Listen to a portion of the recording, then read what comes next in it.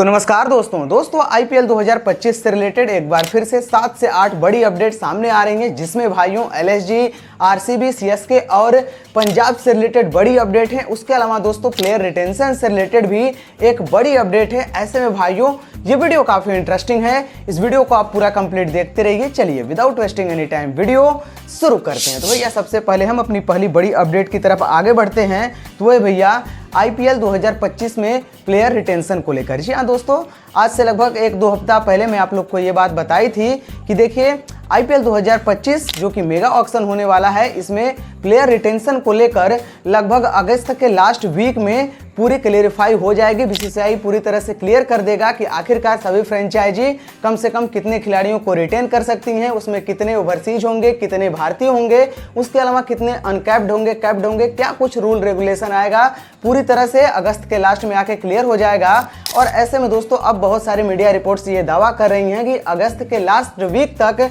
कहीं ना कहीं बीसीसीआई पूरी तरह से क्लियर कर देगा, यानी कि अगस्त के लास्ट वीक में आपको पूरी तरह से ये क्लियरिफाई हो जाएगा। आपको ये पता चल जाएगा कि आखिरकार आईपीएल 25 मेगा ऑक्शन से पहले सभी फ्रेंचाइजी कम से कम अपने कितने खिलाड़ियों को रिटेन या फिर रिलीज कर सकती हैं। एनीवे दोस्तों आगे बढ़ते हैं और नेक्स्ट अपडेट की बात कर लेते हैं, दूसरी अपडेट की बात कर लेते हैं। तो भैया दूसरी अपडेट भी आईपीएल 2025 रूल से ही रिलेटेड अपडेट है। और दोस्तों टाइम्स ऑफ इंडिया ने ऐसा अब क्लेम किया है कि बीसीसीआई अब उस नियम के बारे में विचार कर रही है जिस नियम में बीसीसीआई खुद कहती थी कि जो इंटरनेशनल खिलाड़ी पिछले 5 सालों से इंटरनेशनल क्रिकेट को अलविदा कह दिया है या फिर पिछले 5 सालों से कोई भी इंटरनेशनल मैच नहीं खेला हो, उसे आप आईपीएल में as a uncapped player retain कर सकते हैं, अपनी टीम में रख सकते हैं। ऐसे में भाइयों अब कहीं ना कहीं टाइम्स ऑफ इंडिया ने यह पूरी तरह से क्लियर किया है कि बीसीसीआई अब इस नियम को आईपीएल 2025 से पहले लागू करने के बारे में सोच रही है, क्योंकि दोस्तों ये बात आपको पता ही होगी आईपीएल के पहले सीजन से लगाकर आईपीएल 2021 तक यह नियम पूरी तरह से लागू था। हालांकि कोई भी फ्रेंचाइजी पहले सीजन से लगाकर 2021 सीजन के बीच इस नियम का उपयोग नहीं की थी। इसी की वजह से बीसीसीआई 2021 के बाद इस नियम को पूरी तरह से हटा दिया था। लेकिन दोस्तों अब खबर सामने आ रही कि आईपीएल 25 मेगा ऑक्शन से पहले कहीं ना कहीं बीसीसीआई इस नियम को एक बार फिर से लागू करने के बारे में विचार कर रही है। उसके अलावा दोस्तों आगे बढ़ते हैं और नेक्स्ट अपडेट की बात कर लेते हैं, तीसरी अपडेट की बात कर लेते हैं। तो भैया तीसरी अपडेट सीएसके के खेमे से है। और दोस्तों ये बात आप सुने ही होंगे कहीं ना कहीं कि सीएसके की टीम चाहती है, सीएसके की फ्रेंचाइजी चाहती है कि आखिरकार इस नियम को एक बार फिर से लाया जाए, जिसके तहत धोनी को अनकैप्ड प्लेयर के तहत अपनी टीम में एक बार फिर से रखा जाए, यानी कि आईपीएल 25 में धोनी एक बार आपको फिर से खेलते हुए दिखाई दें, लेकिन अनकैप्ड प्लेयर के तहत ऐसा हो सकता है। लेकिन दोस्तों अब सीएसके के सीईओ काशी विश्वनाथ ने कहा है कि देखिए इसके बारे में हम बीसीसीआई से कोई बात नहीं किए थे, ना ही इसको लाने के बारे में हम उनसे अनुरोध किए थे। इनफैक्ट बीसीसीआई इनके सामने खुद आती है और वह कहती है कि भैया हम इस नियम के बारे में एक बार फिर से विचार कर रहे हैं। यानी कि दोस्तों काशी विश्वनाथ का कहना था कि देखिए ये जो लोग ये बातें बता रहे थे कि चेन्नई सुपर किंग की फ्रेंचाइजी चाहती है कि इस अनकैप्ड वाले रूल को एक बार फिर से लाया जाए ताकि उसके तहत धोनी को रिटेन किया जाए, ऐसा कुछ नहीं था। हम बिल्कुल भी अनुरोध नहीं किए थे, लेकिन बीसीसीआई अब चाहती है तो यदि आता है तो हम जरूर उसका फायदा उठाना चाहेंगे। एनीवे दोस्तों आगे बढ़ते हैं और नेक्स्ट अपडेट की बात कर लेते हैं। तो वो है भैया पंजाब किंग्स के खेमे से। जी हाँ दोस्तों, पंजाब किंग्स के खेमे से अब यह खबर सामने आ रही है कि इनकी फ्रेंचाइजी में ही बवाल हो रहा है हिस्सेदारी को लेकर। दरअसल मामला क्या है दोस्तों, मैं आप लोग को बताता हूँ। दोस्तों पंजाब किंग्स की फ्रेंचाइजी में 4 स्टेक होल्डर हैं, जिसमें दोस्तों मोहित बर्बन के नाम लगभग 48% हिस्सेदारी है। उसके अलावा दोस्तों नेस वाडिया और प्रीति जिंटा के बीच लगभग 23% की हिस्सेदारी है। उसके अलावा दोस्तों बची हुई 7 से 8% हिस्सेदारी किसी और व्यक्ति के नाम है। और ऐसे में दोस्तों रिपोर्ट के मुताबिक यह खबर सामने आ रही है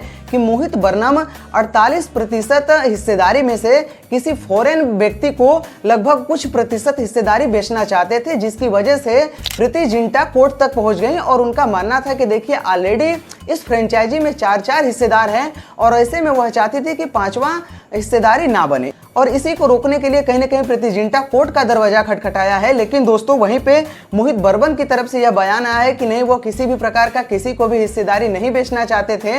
हालांकि दोस्तों लगभग 11.5% की हिस्सेदारी बेचना चाहते थे। ऐसे में दोस्तों देखने वाली बात होगी कि क्या मोहित बर्मन अपनी हिस्सेदारी बेच पाते हैं या फिर फ्रेंचाइजी में क्या होता है। जो कुछ भी होगा इस चैनल पर आपको लगातार अपडेट मिलती रहेंगी। उसके अलावा भाइयों आगे बढ़ते हैं और नेक्स्ट अपडेट की बात कर लेते हैं, तो ये भैया एलएसजी के खेमे से। जी हाँ दोस्तों, एलएसजी की फ्रेंचाइजी कहीं ना कहीं अब जहीर खान से वार्तालाप कर रही है अपने मेंटोर के रूप में। जी हाँ दोस्तों, मैं आप लोग को बता दूं, देखिए मेंटोर के रूप में गौतम गंभीर थे, ऐसे में वह छोड़कर फिर केकेआर में चले जाते हैं। ऐसे में कहीं ना कहीं मेंटोर का पद खाली था। और उसके अलावा दोस्तों मोर्नी मर्कल जो कि एलएसजी टीम के कहीं ना कहीं बॉलिंग कोच थे, वह भी अब टीम इंडिया के बॉलिंग कोच बन चुके हैं। ऐसे में एलएसजी की टीम जहीर खान से वार्तालाप कर रही है और सब कुछ सही होता है तो कहीं ना कहीं आपको देखने को मिलेगा कि Zaheer Khan as a mentor या फिर as a bowling coach LSG की तरफ से आईपीएल 25 में आपको दिखाई दे। ऐसे में भाइयों कहीं ना कहीं यह एलएसजी के लिए बहुत फायदेमंद का सौदा है, क्योंकि देखिए यदि जहीर खान इनकी टीम में आते हैं तो कहीं ना कहीं आपको मेंटोर के रूप में भी दिखाई देंगे। और उसके अलावा यदि मेंटोर दूसरा कोई नहीं मिलता है तो फिर यह आपको बॉलिंग कोच और मेंटोर दोनों के रूप में दिखाई दे सकते हैं। और इसी बात को ध्यान में रखते हुए कहीं ना कहीं एलएसजी की टीम जहीर खान से वार्तालाप कर रही है। एनीवे दोस्तों आगे बढ़ते हैं और नेक्स्ट अपडेट की बात कर लेते हैं, तो वही भैया रिंकू सिंह के फैंस के लिए। जी हाँ दोस्तों, स्पोर्ट तक इंटरव्यू में रिंकू सिंह से पूछा गया कि मान लीजिए केकेआर की टीम आईपीएल 25 से पहले आपको रिटेन नहीं करती है तो फिर आप किस फ्रेंचाइजी में जाकर खेलना पसंद करोगे, किस टीम में खेलना पसंद करोगे। तो उन्होंने कहा कि देखिए पहली पसंद तो हमारी केकेआर की टीम है, लेकिन यदि केकेआर की टीम हमें रिटेन नहीं करती है और उसके बाद यदि हमें किसी और टीम में जाना पड़े तो फिर मैं आरसीबी की टीम से खेलना पसंद करूंगा आईपीएल 2025 में। ऐसे में भाइयों कहीं ना कहीं पूरे साफ लफ्जों में रिंकू सिंह ने बता दिया कि देखिए दूसरी हमारी पसंद कहीं ना कहीं आपकी आरसीबी टीम है और पहली पसंद केकेआर की टीम है। और यदि केकेआर की टीम हमें रिटेन नहीं करती है या फिर मेगा ऑक्शन में हमें अपने पास नहीं रख पाती है तो फिर मैं आरसीबी टीम से खेलना पसंद करूंगा। उसके अलावा दोस्तों नेक्स्ट अपडेट और लास्ट अपडेट भी आरसीबी के ही खेमे से है। और दोस्तों मनीष पांडे से भी एक इंटरव्यू में पूछा गया कि आप आईपीएल 25 में किस टीम से खेलना पसंद करोगे। तो भाइयों मनीष पांडे ने भी यही जवाब दिया कि देखिए मैं आरसीबी टीम से खेलना पसंद करूंगा। आरसीबी टीम से एक समय में मैं खेल भी चुका हूं। ऐसे में मैं चाहता हूं कि आईपीएल 25 में एक बार फिर से यदि केकेआर की टीम हमें अपना हिस्सा नहीं बनाती है तो फिर मैं आरसीबी टीम से खेलना पसंद करूंगा। ऐसे में भाइयों कहीं ना कहीं रिंकू सिंह और मनीष पांडे ये दोनों खिलाड़ी पूरी तरह से साफ कर चुके हैं कि यदि दोनों मौका मिलता है तो कहीं ना कहीं ये दोनों खिलाड़ी आरसीबी टीम से आईपीएल 2025 में खेलना पसंद करेंगे। ऐसे में भाइयों ये रही कुल 7 से 8 बड़ी अपडेट। आई होप आपको ये अपडेट पसंद आई होगी। बाकी दोस्तों यदि कुछ भी समझ में नहीं आया हो तो आप हमें कमेंट बॉक्स में लिखकर पूछ सकते हैं, उसका रिप्लाई मैं 100% देने की कोशिश करूंगा। उसके अलावा दोस्तों यदि हमारी वीडियो पसंद आई हो तो वीडियो को लाइक करिए, चैनल पे नए हैं तो चैनल को सब्सक्राइब भी कर लीजिएगा। चलिए भाइयों मिलते हैं नेक्स्ट वीडियो में किसी और वीडियो के साथ। यहां तक वीडियो देखने के लिए दिल से धन्यवाद।